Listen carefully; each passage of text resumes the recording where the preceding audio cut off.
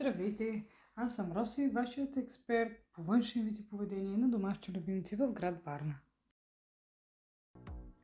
Днес ви показвам как да направите стегната плитка на вашето куче.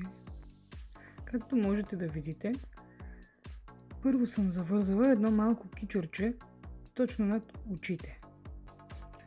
С помощта на гребена разделям малкото кичурче на две и гледам да обера хубаво около очите. Връзвам с не повече от 3-4 прехвърляния всяко ластиче.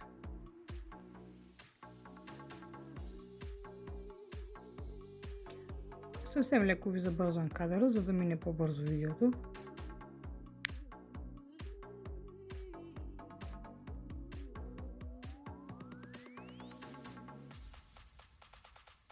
И правя същото с втората половина.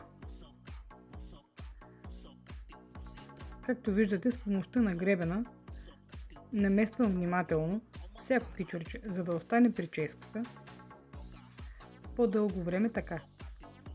Вързвам отново с не повече от 3-4 прехвърляния на ластика.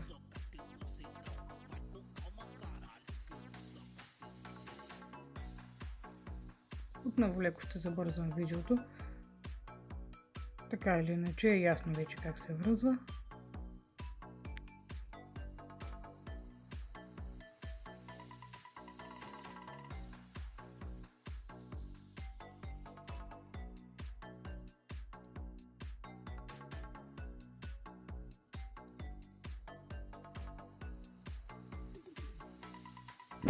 Срещам, намествам и използвам спрей колкото е необходимо, за да не става опашката на топка още на другия ден. Силно препоръчвам, когато имате куче с такава дължина на козената на главата, ежедневно да сваляте всички ластици с помощта на ножичка и без да дърпате. Скалпа има нужда от почивка. Може вечер да връзвате с обикновен ластик от плат, но всъщност при мен често се случва стопаните да водят кучето с прическата, която аз съм правила при предишното посещение. Затова и се старая тези прически да са максимално комфортни и с добро количество спрей за разресване. Благодарение на използването на спрей, поне се предотвратява накъсването на финната кучешка козина.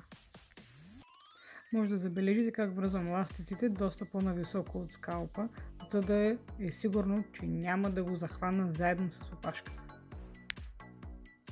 Ако има нужда, дори леко ги разхлабвам.